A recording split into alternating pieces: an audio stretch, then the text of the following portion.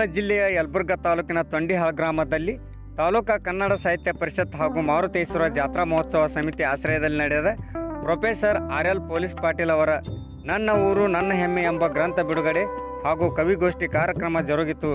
ಇಂದಿನ ಮೊಬೈಲ್ ಯುಗದಲ್ಲಿ ಪುಸ್ತಕಗಳು ಮಾಯವಾಗುತ್ತಿದ್ದು, ನಮ್ಮ ಜ್ಞಾನ ಅಭಿವೃದ್ಧಿಗಾಗಿ ಪ್ರತಿಯೊಬ್ಬರು ಪುಸ್ತಕ ಓದುವ ಹವ್ಯಾಸವನ್ನು ಬೆಳೆಸಿಕೊಳ್ಳಬೇಕೆಂದು ಯಲಬುರ್ಗಾದ ಶ್ರೀಧರ್ ಮುರುಡಿ ಹಿರೇಮಠದ ಪೀಠಾಧಿಪತಿಗಳಾದ ಬಸವಲಿಂಗೇಶ್ವರ ಸ್ವಾಮೀಜಿ ಹೇಳಿದರು.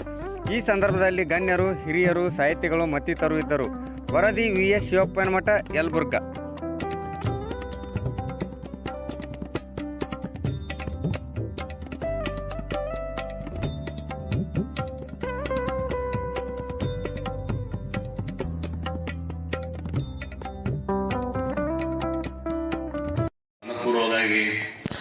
ಅನುಭವಪೂರ್ವಕವಾಗಿ ಇವತ್ತು ದಿವಸ ಹೊರೊಮ್ಮೆ ಅವರ ಕಾಲಿನ ಘಟ್ಟದ ಒಂದು ಇತಿಹಾಸವನ್ನು ನಾವು ಕೇಳಿ ಈಗಿನ ಕಾಲಘಟ್ಟದ ವಿದ್ಯಾರ್ಥಿಗಳು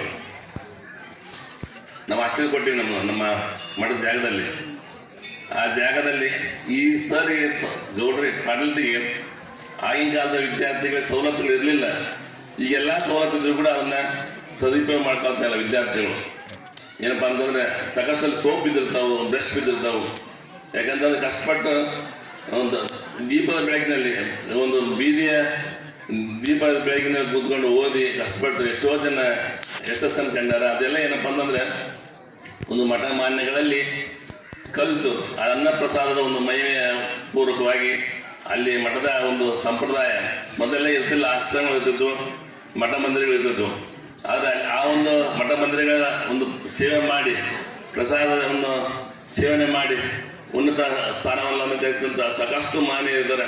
ಅದರಲ್ಲಿ ನಮ್ಮ ಆರ್.ಎಲ್. ಪಾಟೀಲ್ ಸರ್ ಅವರು, ಎ.ಎಲ್. ಪಾಟೀಲ್ ಸರ್ ಅವರು. ಆದರೆ ಏನಪ್ಪ ಅಂತಂದ್ರೆ ಆಗಿನ ಒಂದು ಸಾಹಿತ್ಯ, ಆಗಿನ ಪರಿಸ್ಥಿತಿ, ಆಗಿನ ಒಂದು ಏನಪ್ಪ ಅಂತಂದ್ರೆ ಕಷ್ಟ ಕಾಲದಲ್ಲಿ ಇಷ್ಟೆಲ್ಲ ಕಷ್ಟಪಟ್ಟು ಬಂದಾರೆ. ಆದ್ರೆ ಏನಪ್ಪ ಅಂತಂದ್ರೆ ಇಲ್ಲಿ ನಮ್ಮ ಒಂದು ಈಗಿನ ಕಾಲಘಟ್ಟದಲ್ಲಿ ಏನಪ್ಪ ಅಂತಂದ್ರೆ ನಮ್ದು ಒಂದು ಪರಿಸ್ಥಿತಿ ಐತಿ. ಏನಾಯ್ತು ಅಂತಂದ್ರೆ ಆಗಿನ ಕಾಲದಲ್ಲಿ ಏನಪ್ಪ ಅಂದ್ರೆ ಸ್ವಾಮಿಗಳು ನೋಡಿರಲಿಲ್ಲ. ನಮ್ಮ ಪ್ರೊಫೆಸರ್ ಕ್ಲಾಸ್ ತಗೊಂಡ್ಬಂದು ಅದ್ದೂರಿಯಾಗಿ ಅವ್ರನ್ನ ಬರ್ಮಾಡ್ಕೊಟ್ಟಿದ್ರು, ಅವ್ರ ವೇದ್ಯ ಕೇಳ್ತಿದ್ರು, ನಡ್ಕೊಳ್ತಿದ್ರು ಅಂತ. ಈಗೇನಪ್ಪ ಅಂತಂದ್ರೆ ಈಗ ಹೆಂಗಾಗೈತೆ ಅಂತಂದ್ರೆ ಅದು ಮುಂದೂಡ್ತಾ ಸಾಗಿ ಇವತ್ತ ಶರಣ ಬಸವೇಶ್ವರರ ಪುರಾಣ ಮಂಗಲ ಮತ್ತು ಮಾರುತೇಶ್ವರನ ಕಾರ್ತಿಕೋತ್ಸವದ ಸಂದರ್ಭದೊಳಗ ಆ ಗ್ರಂಥ ಬಿಡುಗಡೆ ಆಗಬೇಕಂತಕ್ಕಂಥ ಅದು ಬರೆದಿರೋದ್ರಿಂದ ಇಂದು ಆ ಕಾಲ ಕೂಡಿ ಬಂದಿದೆ.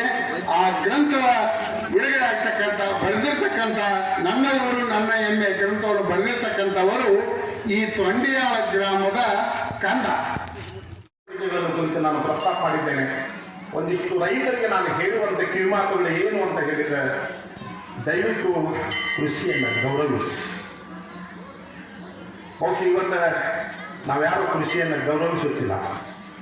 ನಮ್ಮ ಮನೆ ಒಳಗೆ ಎತ್ತಿಲ್ಲ, ನಮ್ಮ ಮನೆ ಒಳಗೆ ಬಂಡಿಲ್ಲ, ಒಕ್ಕಲ್ತನ ಮಾಡೋರು ಹೊಲಕ್ಕೆ ಹೋಗೋದಿಲ್ಲ.